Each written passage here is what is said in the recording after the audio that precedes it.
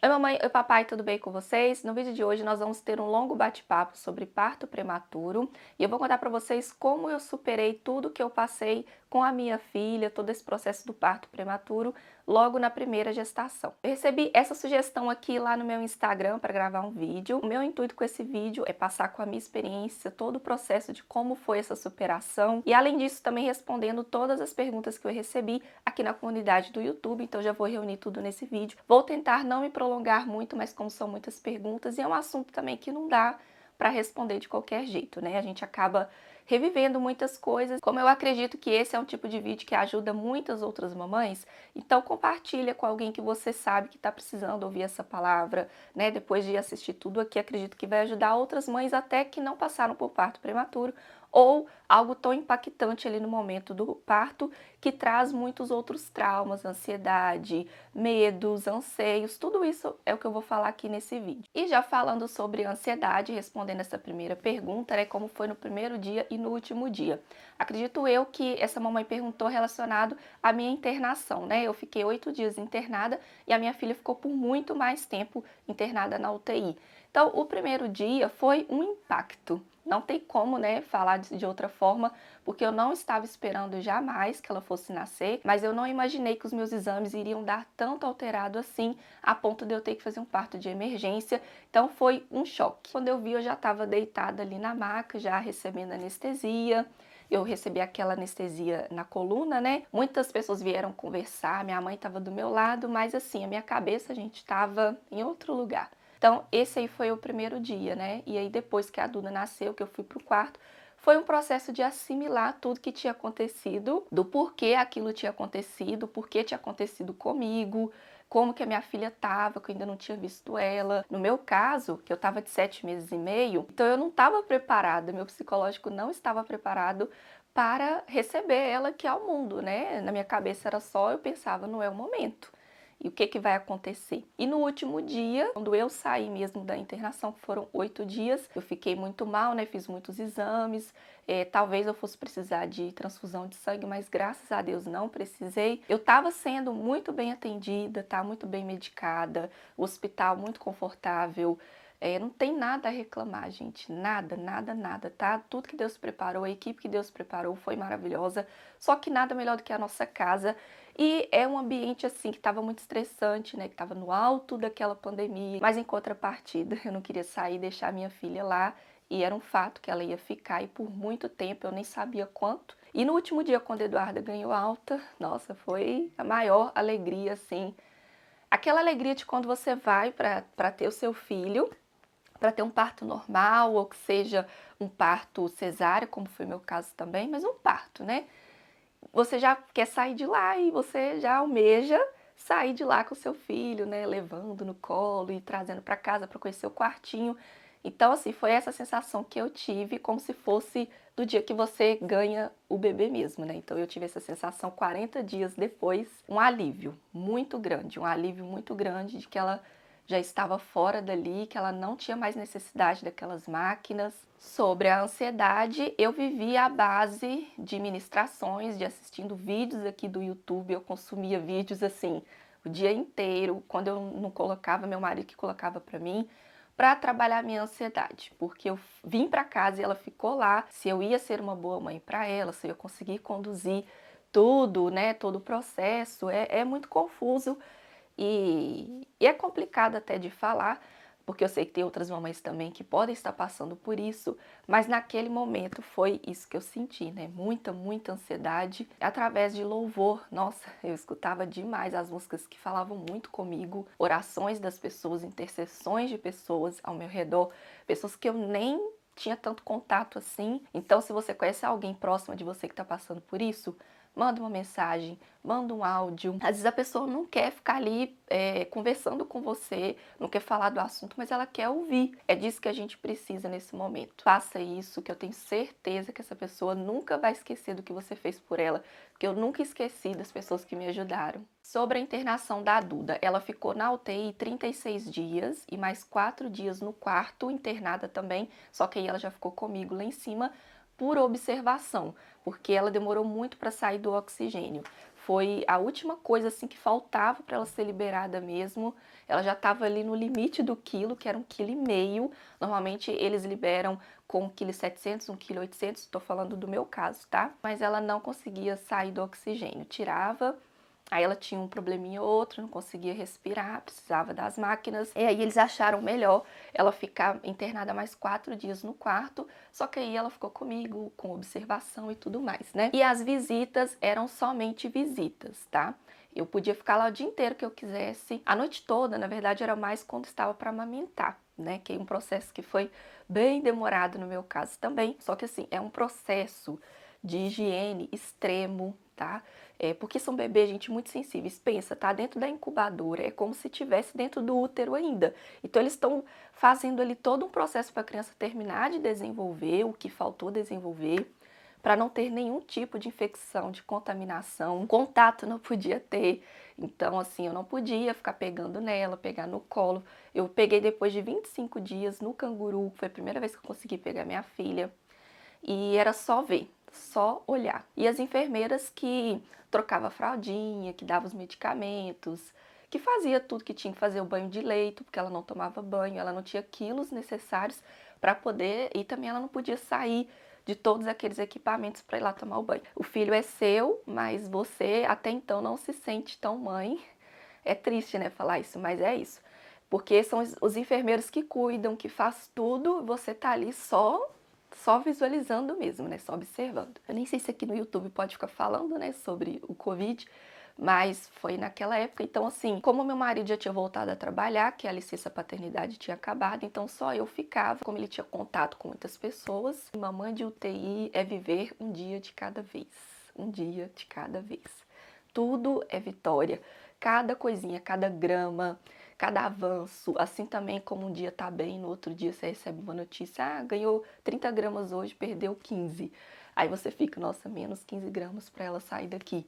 Então, gente, é um processo, tá? Que Deus trabalha muito com a gente naquele lugar. Você vê muita coisa, você vê outras mães passando por cada coisa, você vê o filhinho passando por algo que a mamãe nem estava lá para ver, e quando a mamãe chega, você estava ali acompanhando tudo que aconteceu com o filho dela, é um lugar que te abala bastante. O leite, né? Eu tive uma grande quantidade de leite logo que ela nasceu, desceu bastante leite. Tanto que meu peito empedrou, deu mastite, gente, uma dor que vocês não querem imaginar. Eu não sei qual mãe aí que já passou por isso. Doeu mais do que a cesárea de quando eu tive que descer para ir no banheiro fazer xixi sozinha, porque eu tava usando aquelas bolsas lá que a gente pode fazer tranquilo, né? E aí quando tirou que eu fui descer da cama, a dor que deu na cesárea, parece que tava me rasgando inteira, assim, doeu demais. E eu não sou fraca pra dor, pelo menos eu achava que eu não era, né? Deu muito caroço, meu peito ficou assim, gente, muito, muito, muito inchado. E ela não tava ali, né, pra poder amamentar. Então eu tinha que ordenhar e descartar o leite. Eu estava, não tinha banco de leite, mas por todo o processo que eu tô explicando pra vocês, eu acho que nem se tivesse eu não poderia deixar lá. Então, todas as mães passavam por isso, tá? A gente ordenhava, seja na bombinha, para quem tinha a bombinha, eu ganhei a bombinha depois, o que deu um alívio, só que assim, a produção estava grande e como ela não tinha, né, criança para poder sugar, então quando a gente conseguia desfazer os carocinhos desse seio, sabe, ia pro outro, esse aqui já tinha voltado tudo. Gente, eu tremia de dor, aí ficava meu marido, a enfermeira e eu tentando. E o peso da criança não é simples, né? Como as pessoas acham, por não conhecer, por não saber mesmo, né? Eu também não conhecia nada desse universo da prematuridade. E aí ela passou a tomar, se não me engano, acho que foi 5 ml, tá? Não tô muito certa. E eu não tinha essa quantidade, porque já tinha acontecido tanta coisa, intercorrências, né? Ela teve hemorragia na cabecinha, probleminhas ou outro, deu um probleminha no exame do pezinho, mas aí depois, graças a Deus, deu tudo certo. Eu chegava lá, eu saía de casa bem, chegava lá, tinha uma notícia, chegava em casa, não conseguia ficar ordenhando, né, para poder estimular. Eu tentei, gente, eu tentei muitas vezes, mas não obtive tanto resultado assim, né? Satisfatório. 5 ml. Tinha dia que eu ia ordenhar, saía 3 gotinhas de leite. 3 gotinhas. Então, é muito tenso, né? E aí outras mamães tentando, todo mundo na luta. Todo mundo ali que estava ali, na mesma luta, no mesmo propósito. Nossa, quando eu conseguia 10 ml, eu me sentia assim, a melhor mãe do mundo. Que eu estava conseguindo ofertar o leite que a minha filha necessitava, né? Mas eu ficava sempre preocupada. Se hoje eu não conseguir 5 ml, e daqui semana que vem que ela vai precisar de 20, e aí? Eu não vou ter. Então, muita preocupação. Isso também eu acho que atrapalha muito, sabe? Você conseguir relaxar. Nesse ponto aí, eu já não estava preocupada se eu ia ter leite para dar para minha filha ou não, se eu ia me sentir mais ou menos mãe por não conseguir amamentá-la. Isso não passou pela minha cabeça, gente. Não, tá? Então fiquem tranquilos, você que está passando por isso, que também não está conseguindo, seja por problema no parto ou não, tira isso da sua cabeça, porque a gente tem fórmulas, é para isso. A minha filha vai desenvolver do mesmo jeito. Ela vai brincar, ela vai correr, ela vai ser inteligente. Tudo que uma criança faz, a minha filha vai desenvolver, porque ela está sendo alimentada pela fórmula. É um leite, sim, industrializado, que você compra, mas ele é o que mais se aproxima do leite materno. Então, se tem essa opção no mercado, por que não usar? Eu não estava usando porque desordenadamente, porque eu tinha leite e não queria dar. E se for isso também, tudo bem, cada mãe faz do jeito que acha melhor. Acho que a gente tem que desmistificar muita coisa na amamentação, sabe? Que é muito assim pregado aquilo que o parto natural é que é o certo. O parto normal é que tem que ser. E a mãe tem que amamentar até 6 meses, até 1 ano, até 2 anos. Não tem que nada, sabe? Tem de acordo com cada mãe o que a mãe passa. Ela sabe o que está acontecendo com ela, o que está acontecendo com o filho dela, tudo que se passou no parto, o psicológico dela como tá, sabe? Então as pessoas não têm que falar nada. Eu sou muito reta em relação a isso aí, muito franca, né? Eu queria que ela desenvolvesse. Se a fórmula estava ali para ajudá-la, era o que ela necessitava, e que Deus desse saúde e força para a gente trabalhar e ter dinheiro para comprar as fórmulas para ela, porque realmente não é barato. No caso dos prematuros, se você não sabe, é um pouquinho mais elevado os valores, porque tem que ser o tipo lá que eles passam, né, que os pediatras passam, e depois você vai adaptando e vai trocando. Eu fiquei meio em dúvida sobre essa pergunta, não sabia em relação exatamente ao que a mamãe estava perguntando, mas eu vou responder do jeito que eu entendi, tá? O que eu faria, sem dúvidas, é já ir direto fazer todo o meu acompanhamento de pré-natal com obstetra, já de alto risco. Eles me constataram como alto risco, eu já estava ali com 6 meses, que foi depois do sangramento forte que eu tive, aí é que começou todo o processo. Só que aí é um processo de vai no médico, vai em outra, aí faz ultrassom.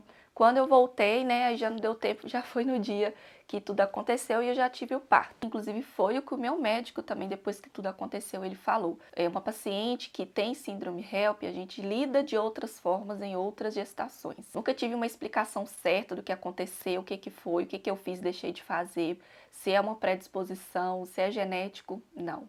Pesquisei depois também, não se sabe. É um mistério, né, até para a medicina. Pacientes que são síndrome HELP simplesmente acontecem porque tem que acontecer, e quando chega nesse momento tem que ser imediato. Eles chamam como interromper a gestação. Eu diminuiria o meu ritmo, porque eu sou uma pessoa assim bem acelerada, eu gosto de seguir minha vida normal, sabe? Se eu tenho que limpar, eu limpo, se eu tenho que subir escada, se eu tenho que correr. Meu trabalho que era extremamente estressante. Não sei se isso também foi um fator, né, que possa ter colaborado ou não, mas eu passei muito estresse, principalmente pouco antes da Duda nascer. Então, acho que foi uma série de fatores.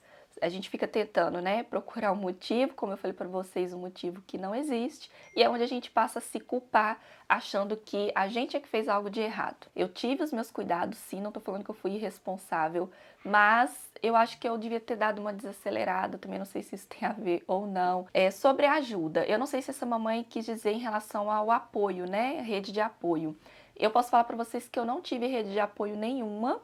Não foi porque eu não tenho uma família unida, porque minha mãe não quis ajudar, não foi, gente. Porque quando a Duda saiu lá do hospital, que eu expliquei para vocês, no auge daquela pandemia, no mês de março que ela nasceu, e aí quando ela ganhou alta também a recomendação foi não receber nem visitas, tá?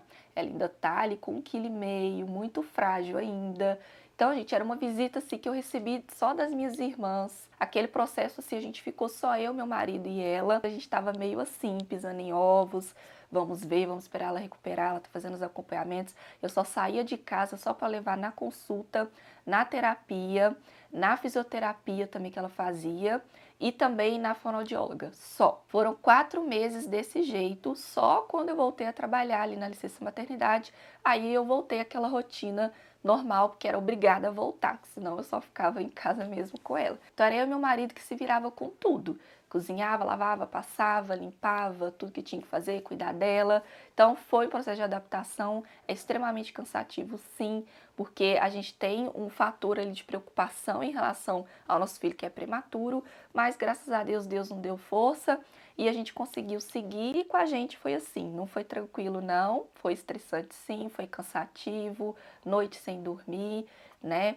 Que acontece com todas as mães. Sobre superação, gente, não superei, tá? Se eu falar pra vocês, nossa, superei, tô pronta pra outra, não dá.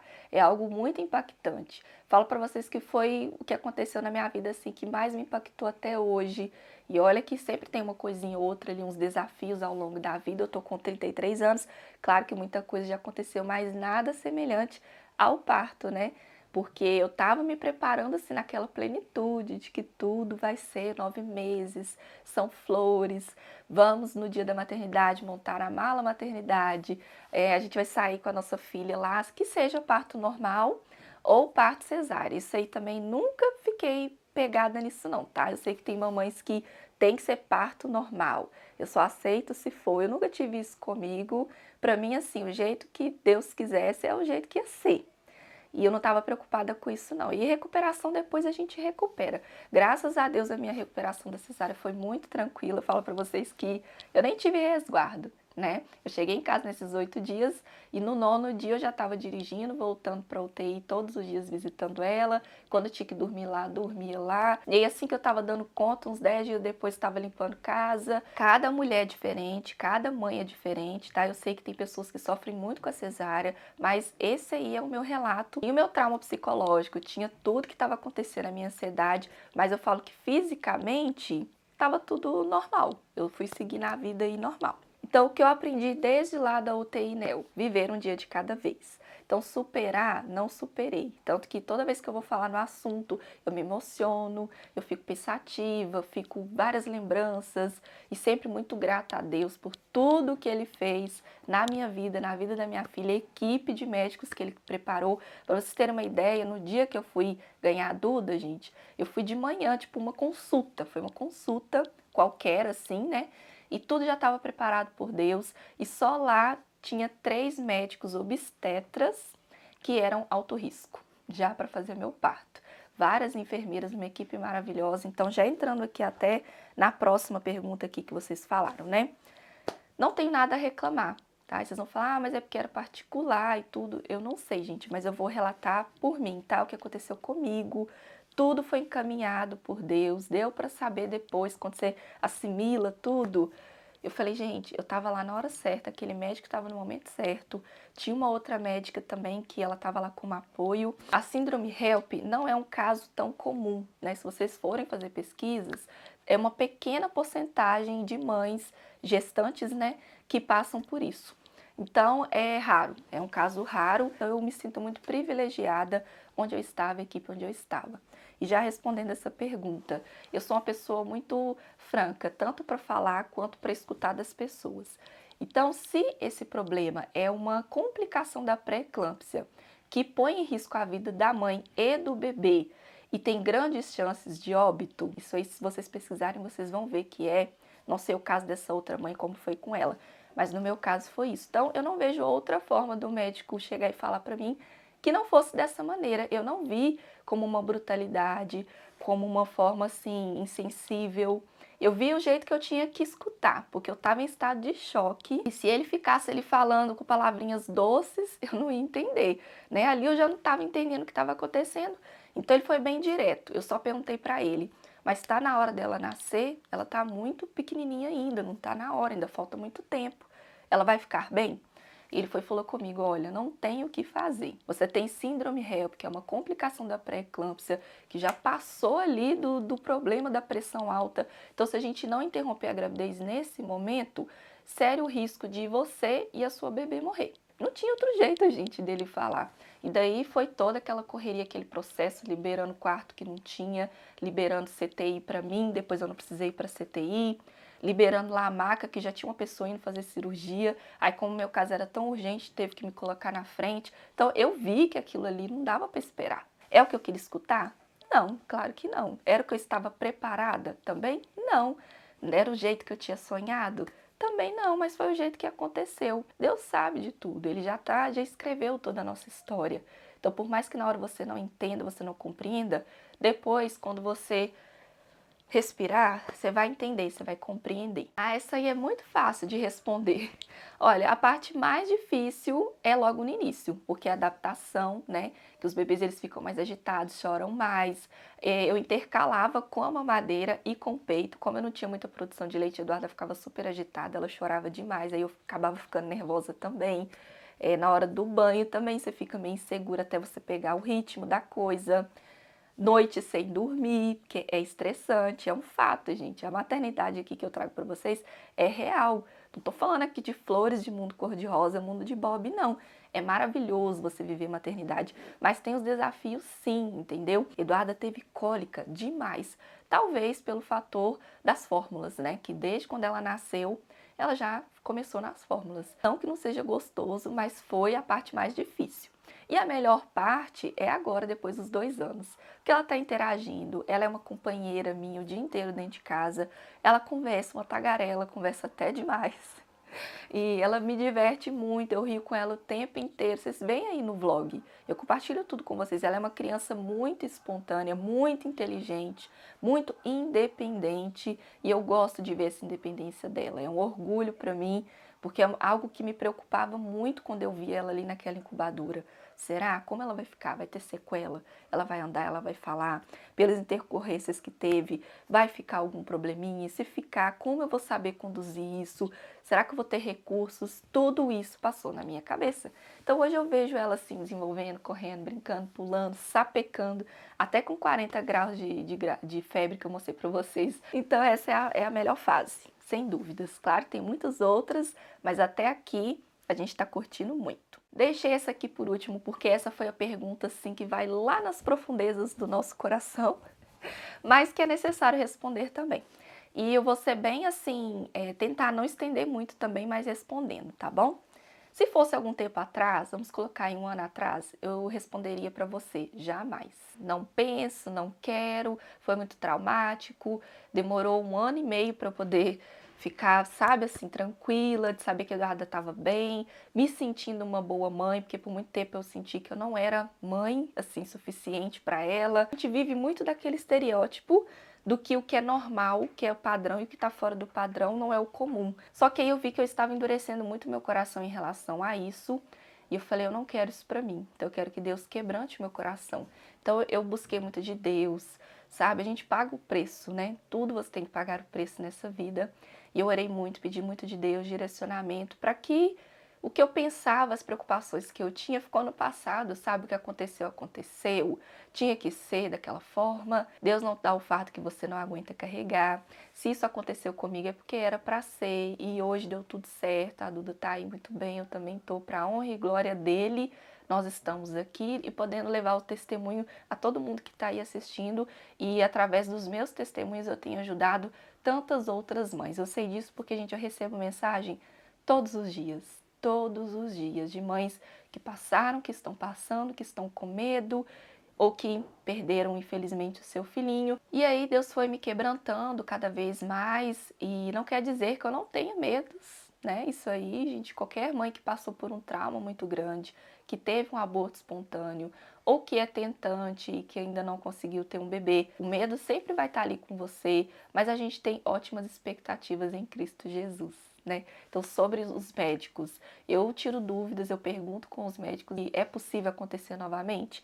E o que eles respondem é sim, tem possibilidade, uma grande possibilidade, já que você teve essa predisposição na primeira gestação. E eu tô colocando aqui tudo com muito cuidado, porque outras mães que passaram por isso também, mas é uma dúvida que nós temos.